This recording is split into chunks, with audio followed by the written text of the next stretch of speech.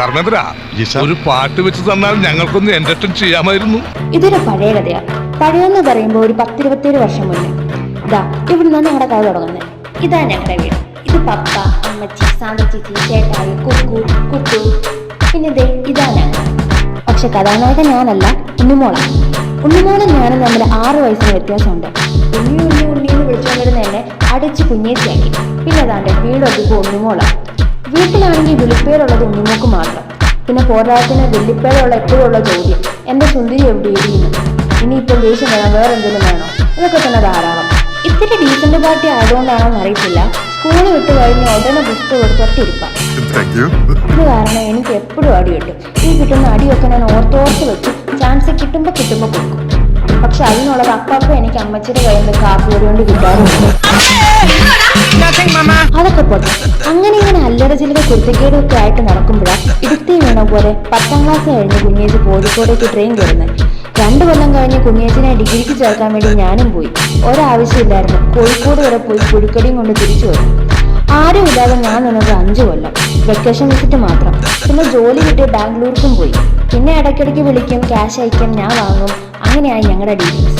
എല്ലാവരുടെ വിചാരം പപ്പയുടെ അമ്മച്ചിയുടെയും ഫേവറേറ്റ് ഉണ്ണിമോളാകാം. പക്ഷെ എന്നോട് ഒരു പൊടിക്ക് സ്നേഹം കൂടുതലുള്ളേ.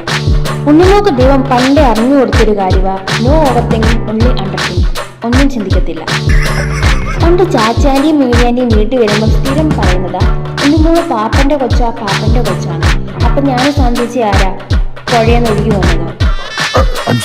പിന്നെ പണ്ട് സ്കൂളിൽ പഠിക്കുമ്പോൾ ഉണ്ണിമോൾ ഫുഡൊന്നും കഴിക്കത്തില്ലായിരുന്നു. അതുകൊണ്ട് പപ്പയുടെ കയ്യിൽ നല്ല അടി വാങ്ങുമായിരുന്നു. പപ്പ പറയും, നീ ഫുഡ് കഴിച്ചില്ലെങ്കിൽ സ്കൂളിൽ പോകണ്ടാന്ന്. അന്നേരം ഉണ്ണിമോള് കാര്യം, അതുമല്ലോ എൻ്റെ അടുത്താ പറഞ്ഞെങ്കിൽ ഞാൻ സുഖമായിട്ട് പോയി കിടന്ന് ഉറങ്ങുകയാണ്. പിന്നെ കുളിൻ്റെയും നനേൻ്റെയും കാര്യത്തിൽ ഞാൻ സേവ് ദി എർത്ത് പേഴ്സണാണ്. ഉണ്ണിമോൾ നേരെ ഓപ്പോസിറ്റ്. വരും തലമുറനെ കുറിച്ച് ചിന്തിക്കാൻ ആരെങ്കിലും വേണ്ട വീട്ടില്. തേക്കാൻ എനിക്ക് പണ്ട് ഇഷ്ടമല്ല, ഉണ്ണിമോൾ എനിക്ക് തേച്ച് തരും. പിന്നെ അടുക്കളക്കാലത്ത് ഉണ്ണിമോളെ വെല്ലാൻ വേറെ ആരുമില്ല. ഉണ്ണിമോക്ക് ഉറങ്ങാൻ ഇഷ്ടമല്ല. ഉണ്ണിമോൾ ഉറങ്ങുന്ന സമയത്തുള്ള നമ്മളൊന്ന് തോണ്ടാൻ പോയാൽ തീർന്നു. വേൾഡ് വാർ 3 ആയിരിക്കും നടക്കാൻ പോകുന്നത്. നന്ദു നന്ദു നന്ദു എന്നുള്ള വിളി കേൾക്കുമ്പോൾ തന്നെ അറിയാം വിശന്നിട്ടാ. ഞാൻ ആരാ, ഇവർക്കൊക്കെ പ്രൈവറ്റ് ഷെഫാണ്, വലിയ കലാകാരിയാ. ഭിത്തി കൊണ്ട് അപ്പ കയറി വരയ്ക്കും. അതുകൊണ്ട് പപ്പയ്ക്ക് ഇപ്പൊ റീറ്റെയിനിങ് മാത്രമേ ഉള്ളൂ പണി. ഇനിയിപ്പൊ ചേട്ടായിനെ കുറിച്ച് പറയാനാണെങ്കിൽ ചേട്ടായി വലിയ സംഭവം. എഞ്ചിന്റെ സ്റ്റാർട്ടിംഗ് ട്രബിൾ ആണെന്ന് തോന്നുന്നു. എന്നെ അടുക്കുക, ഇന്ന് ഓഫല്ലേ, വീക്കെൻഡായിട്ട് എന്നാ പരിപാടി, പുറത്തൊന്നും പോകുന്നില്ലേ എന്നിങ്ങനെ ഷെഡ്യൂൾ ചെയ്ത് വെച്ച മെസ്സേജ് പോലെ മിക്ക ശനിയാഴ്ച അയക്കും. ചേട്ടായി ഇനിയെങ്കിലും മെസ്സേജ് ഒന്ന് മാറ്റിപ്പിടി, വല്ല റീലോ പോസ്റ്റോ അയക്കേ, ഇൻസ്റ്റാഗ്രാം അല്ലേ. ഞാൻ കണ്ടില്ല കുക്കു.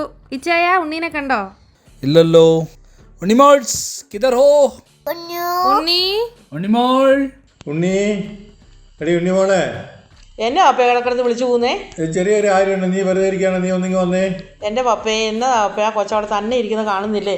പപ്പ എന്തിനാ ഇങ്ങോട്ട് കൂട്ടിക്കൊണ്ട് വന്നേ?